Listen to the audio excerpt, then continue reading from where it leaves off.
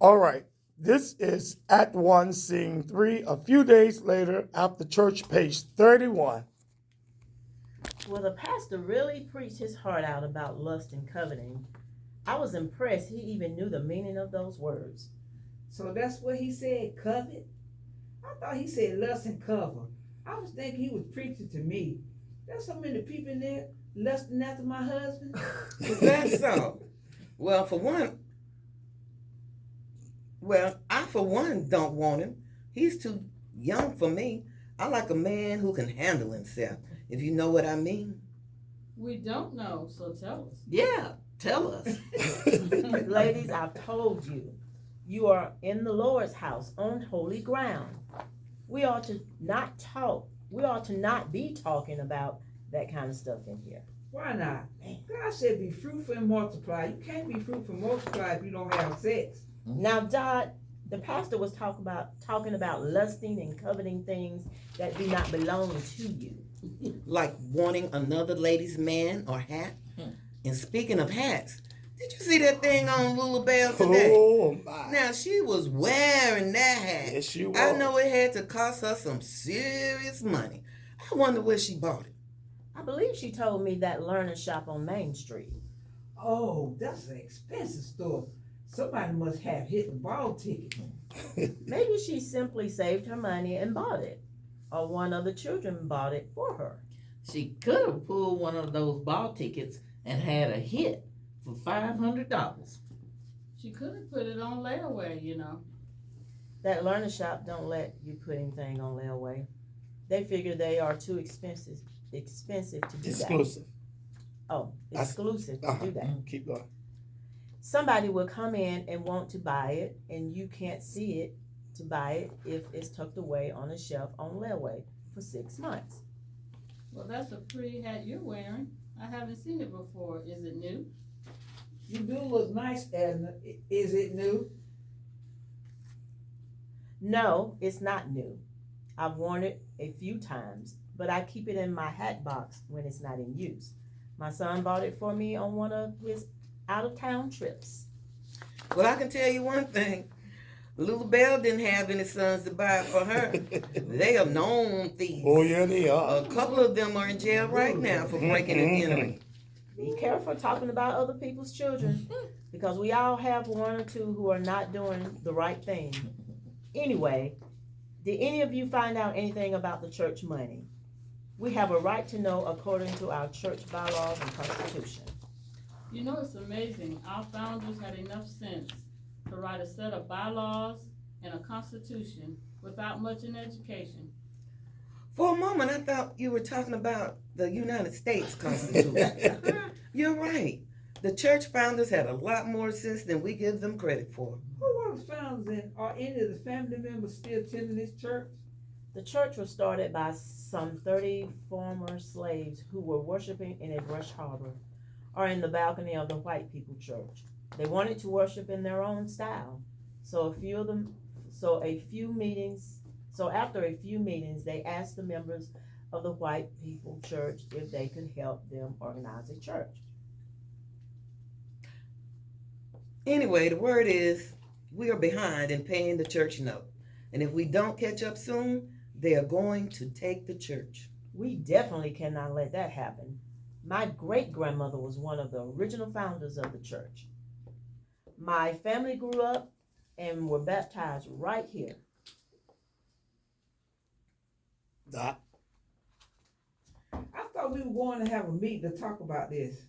Apparently, the deacons and the trustees met and decided there was nothing to report to the church at this time, but to raise what we need to make our payments on time.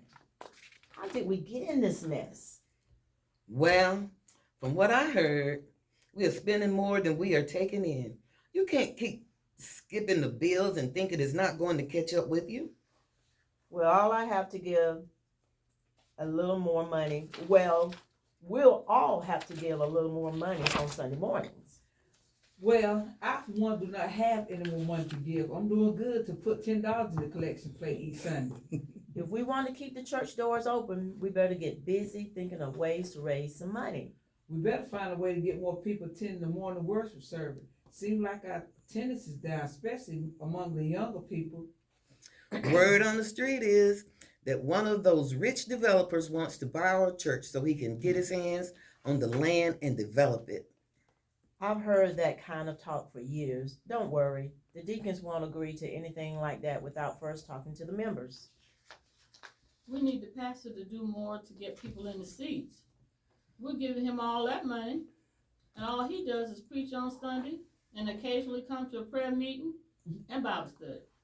It's not just the pastor's job to get people in the pews. It's all of our jobs. Well, I, for one, don't have time to be knocking on doors like those people. What you call them? Jehovah's Witness. That's it. Jehovah's Witness. Every time you look around, there they are on Saturday mornings, ring your doorbell, knocking on your door. I know what you mean. The other Saturday morning, I was in the kitchen cooking breakfast in my nightgown, and next thing I know, I hear knocking at my door. I'm standing there thinking, who the... Oop. Hattie, watch what you about to say. Girl, you're about to cuss in church. You ought to know better. Do we need to wash your mouth out with soap? Besides, at least those Jehovah's Witness people are trying to tell people about God and salvation. Let's get back to the subject at hand. When are we going to meet with the deacons, trustees, and pastor to hear what is going on with our money and see if there is somebody talking to them about buying our church? There should not be any secret since we are the ones who gave that money, even if it is only $10 a month. I give $10 a week, and some weeks that's a stretch for me. Seems to me we better start thinking about ways to raise some money for our beloved church. At my sister's church, they sell chicken dinners and fish plates to raise money for their church. She says they raise a lot of money that way. When I was growing up, I remember the old folks used to sing a song about come and dine. Come and dine. What kind of song is that? What made you think of that song? I don't know, except we were talking about cooking and raising money as well as growing our congregation, so it just came to me. You want to hear it? Do we have a choice? All right, so we're skipping that. We're at the top of page 36. Velma. Now, wasn't that precious? Different. I still don't see the connection to our situation concerning our church money problem. As I was saying, at my sister's church, they sell chicken dinners, hot dog plates, fish plates to raise extra money for their church. She says they raise a lot of money that way. They sell tickets in advance, so they have an idea of how much food to cook. That sounds good, but who cooks the food? They have a group of ladies cook the side dishes at their house, and they cook the meat in the church kitchen. I don't like it when people cook food at their house and bring it to the church for potluck suppers. The food does not have a consistent taste. What do you mean? If 3 people cook potato salad, their 3 salads will taste different. You're right about that, Flossie. We need to be careful about who cooks the food. Well, I'm telling you again, I ain't got time to be knocking on doors, and I definitely don't have time to cook for anyone. How much do they raise for those sales? I don't know, but it must be a lot because they are able to meet their budget. I'm telling y'all now, we cannot lose our church to some developer who wants to tear it down and build some houses or anything else. Our church is one of the last things owned by us in the Central Business District. Perhaps we need to have that meeting before we decide to have a chicken plate and fish fry sale. I'm going to say it again.